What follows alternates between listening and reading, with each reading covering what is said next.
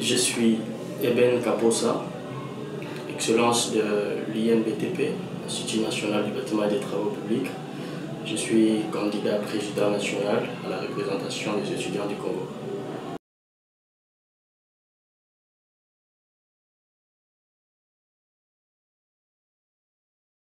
La vision, elle est grande, elle est noble aussi, et je ne saurais la brosser.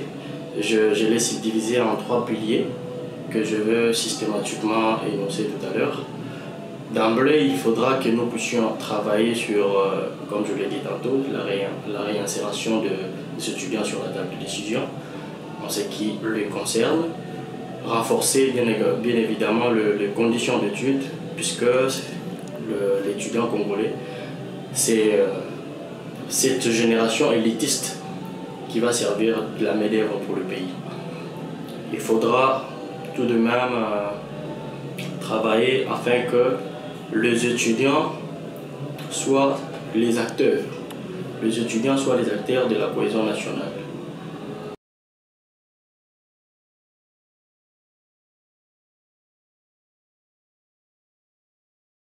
Oui, effectivement, j'ai déjà eu à diriger beaucoup de fois de groupes de humains.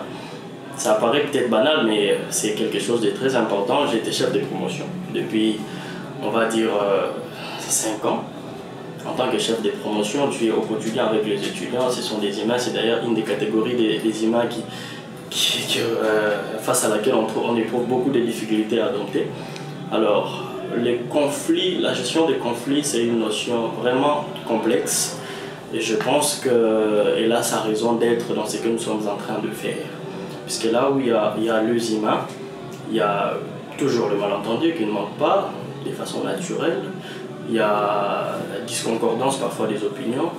Donc la notion de conflit, c'est une notion de quoi nous devons nous doter en tant que représentants ou en tant que décideurs.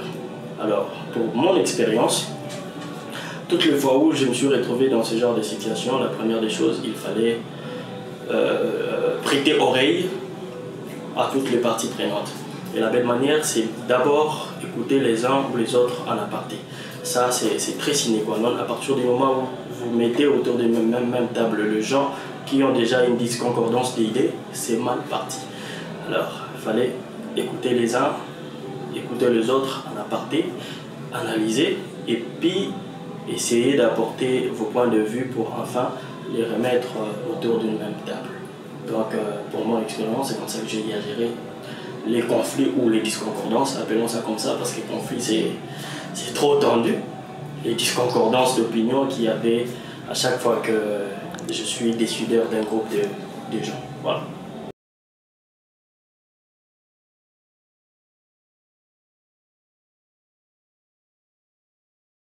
La personne qui m'inspire le plus, c'est l'excellence Constant Moutamba, pour son sens de détermination, d'engagement et surtout la clarté de ses idées, la clarté de son plan d'action.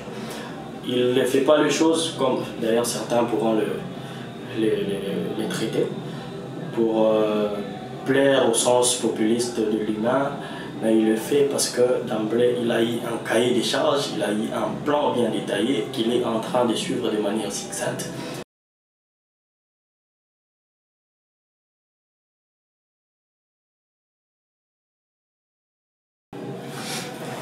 Comme je l'ai dit tantôt, aujourd'hui on est étudiant, mais la meilleure facette de cet état, c'est que ces étudiants qui sont aujourd'hui étudiants sont les futurs cadres du pays.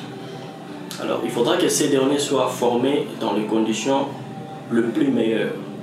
Alors pour que ceux-ci donnent le meilleur d'eux, il va falloir que nous qui sommes les décideurs, nous qui sommes dirigeants ou représentants des étudiants, puissions militer pour des valeurs telles que la fraternité entre les étudiants, telles que la cohésion nationale, telles que les bases entrepreneuriales que nous devons inculquer dans les étudiants.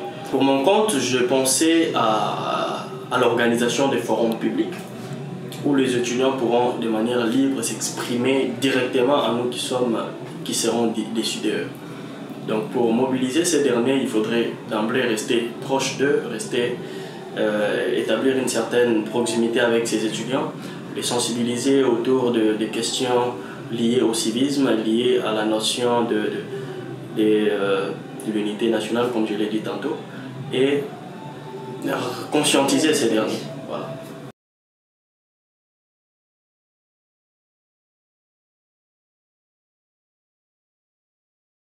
Déjà que la vie elle-même, elle est un ensemble de décisions, et il y a beaucoup de chances que parmi celles-ci, certaines soient mal prises. Pour mon cas, ça va retracer ma vie d'ailleurs. Pendant que je faisais les humanités, moi j'étais sur le point de devenir jésuite. C'est la vie à laquelle j'aspirais tantôt. Mais il est arrivé un temps où, au moment où je devais vraiment m'engager effectivement, j'ai eu des orientations venant d'un oncle. Pour mon oncle, il était en train de voir en moi un ingénieur, bâtisseur. Alors que pour moi, il fallait servir la compagnie de Jésus. Et c'était difficile pour moi au départ. Il me fallait beaucoup de temps pour réexaminer, pour revoir la décision qu'il fallait prendre. Et aujourd'hui, je ne regrette pas vraiment de l'avoir prise.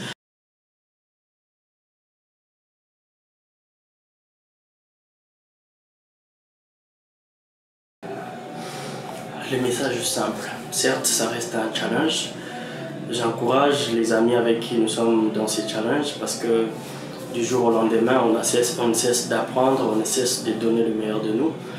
Le sens de sportivité que j'ai vécu au sein de la structure depuis que nous avions commencé me motive énormément.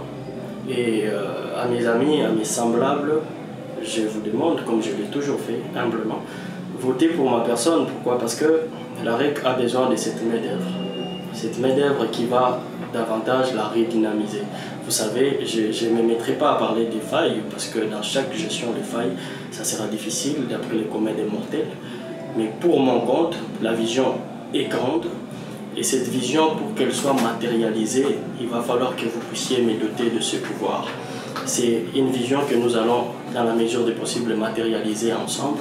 Je vous invite, de partout où vous êtes, cher Cordon, voter pour Eben Kaposa.